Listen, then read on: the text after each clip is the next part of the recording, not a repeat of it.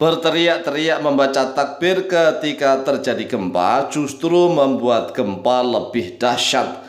Gempanya akan semangat menjadi lebih dahsyat, akan bertubi-tubi karena dibacakan takbir. Allahu Akbar, Allahu Akbar, Allahu Akbar. Benarkah seperti itu?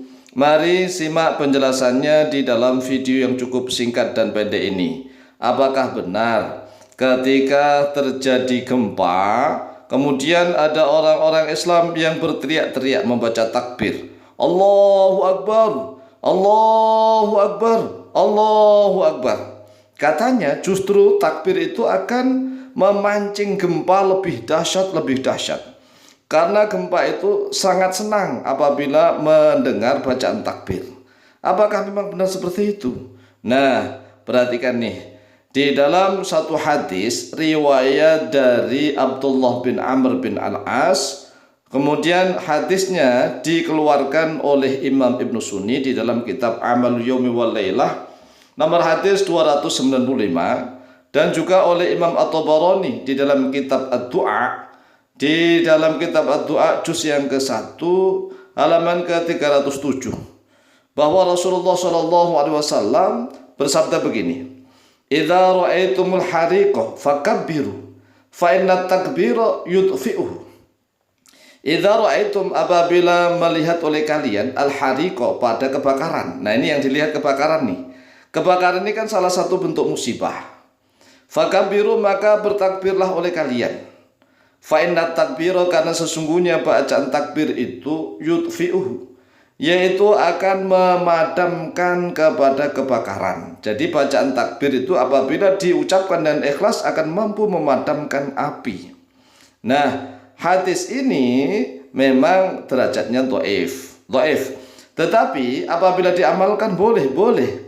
Nah, hadis ini kan membahas tentang kebakaran. Apabila kalian melihat kebakaran, maka bertakbirlah oleh kalian, karena sesungguhnya takbir itu mampu untuk memadamkan api kebakaran. Ini masalah kebakaran. Nah, prakteknya kita lihat di masyarakat. Kan kalau melihat api berkobar-kobar, banyak masyarakat yang takbir, Allahu Akbar, Allahu Akbar, Allahu Akbar. Nah, kita lihat, apakah api itu semakin membesar, ataukah apinya padam? Sedangkan Rasulullah SAW bersabda, apabila kalian melihat suatu kebakaran, maka bertakbirlah oleh kalian, karena takbir itu mampu meredamkan, mampu memadamkan kebakaran. Ini ada suatu masalah yang harus kita jawab. Kalau yang membaca takbir orangnya paham persis tentang ilmu syariat dan hakikat, maka bacaan takbir itu walaupun sekali akan mampu memadamkan api. Jadi tergantung siapa yang baca takbir. Walaupun toh kalimatnya sama-sama yang dibaca adalah Allahu Akbar, sama, tetapi kalau keluar dari mulutnya orang-orang fasik, orang-orang munafik, justru bisa untuk memancing kebakaran berkobar-kobar lebih besar. Nah, kalau bacaan takbir itu keluar dari mulut-mulut hamba Allah yang solihah, yang selama ini sudah senantiasa menjalankan kehidupannya sesuai dengan tuntunan Al-Quran dan sunnahnya Nabi, maka bacaan takbirnya itu luar biasa, akan mampu memadamkan api yang berkobar-kobar, dan akan mampu meredakan segala macam bentuk musibah malapetaka. Nah, kalau bencana musibah malapetaka itu bentuknya adalah gempa bumi, terjadi gempa megatrust yang besar-besaran, apakah membaca takbir itu mampu untuk meredakan gempa atau justru memancing gempa lebih dahsyat? Nah, ini jawabannya juga sama tergantung siapa yang membaca kalimat takbir itu. Jadi walaupun kalimatnya sama, tetapi keluar dari mulut siapa begitu? Keluar dari mulut siapa? Kalau keluar dari mulut hamba-hamba Allah yang solihah, yang membaca kekasih-kekasih Allah, maka takbir itu mampu meredakan suasana. Tetapi bacaan takbir itu kalau keluar dari hamba-hamba Allah yang fasik, yang selama ini sudah melanggar aturan-aturan Allah, apalagi sampai keluar dari mulutnya orang-orang munafik, Masya Allah, justru bacaan takbirnya itu memang mampu memancing gempa lebih dahsyat. Senang gempa itu, gempa. Senang dibaca takbir. Allahu Akbar, Allahu Akbar. Gentar, retak, retak. Bacaan takbir lagi, Allahu Akbar, Allahu Akbar. Itu senang. Mengapa? Karena bumi ini adalah alam ciptaan Tuhan. Alam laut juga alam ciptaan Tuhan. Kita sama, kita juga alam. Sebenarnya kita ini dengan bumi dan lautan sama. Semua ini ciptaan Tuhan. Bisa berinteraksi, bisa berinteraksi.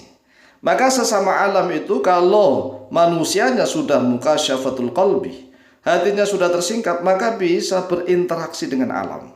Alam menjadi sahabatnya. Berbeda dengan orang-orang yang mohon maaf hatinya sudah bebal. Bebal, dikasih nasihat lewat mulut, enggak mendengar.